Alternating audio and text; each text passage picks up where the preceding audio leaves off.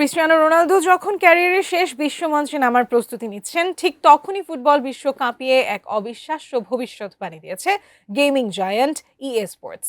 গত 4 বিশ্বকাপের চ্যাম্পিয়নদের নাম হুবহু মিলিয়ে দেওয়া সেই ইএ স্পোর্টস এবার ট্রফি তুলে দিচ্ছেন CR7 এর পর্তুগালের হাতে। কেন এই দলকে বলা হচ্ছে আর্জেন্টিনার চেয়েও ভারসাম্যপূর্ণ? এবার কি তবে রোনালদোর হাতেই উঠছে বিশ্বকাপ? বিস্তারিত জানাচ্ছেন বদিউজ্জামান মিলন।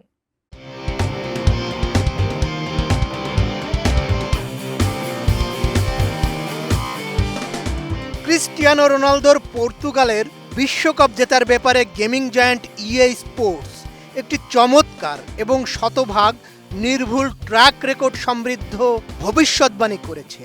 খেলার ডাটা অ্যানালিটিক্স, বেটিং মার্কেট এবং সুপার কম্পিউটারের গাণিতিক মডেলগুলো এবার পর্তুগালকে নিয়ে বলছে আশার কথা।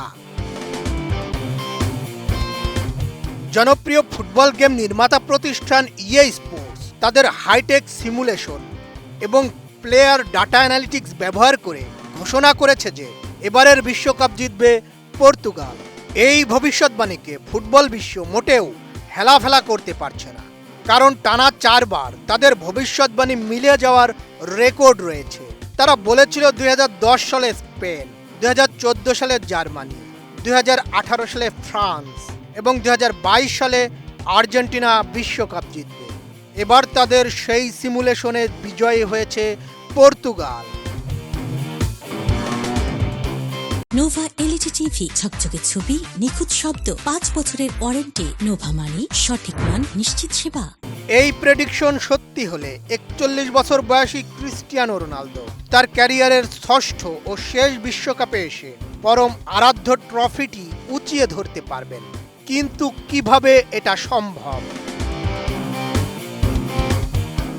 কৃত্রিম বুদ্ধিমত্তা এবং ক্রীড়া পরিসংখ্যানের শীর্ষ প্রতিষ্ঠান ওপটা সুপার কম্পিউটারের সর্বশেষ ডাটা মডেল অনুযায়ী পর্তুগালকে অন্যতম শক্তিশালী ডার্ক হর্স ধরা হচ্ছে। জয়ের গাণিতিক সম্ভাবনায় ওপটার সুপার কম্পিউটার পূর্বাভাস অনুযায়ী পর্তুগালের বিশ্বকাপ জেতার সম্ভাবনা 6.92%। সম্ভাবনার দিক থেকে তারা বিশ্বমঞ্চে 5ম স্থানে রয়েছে।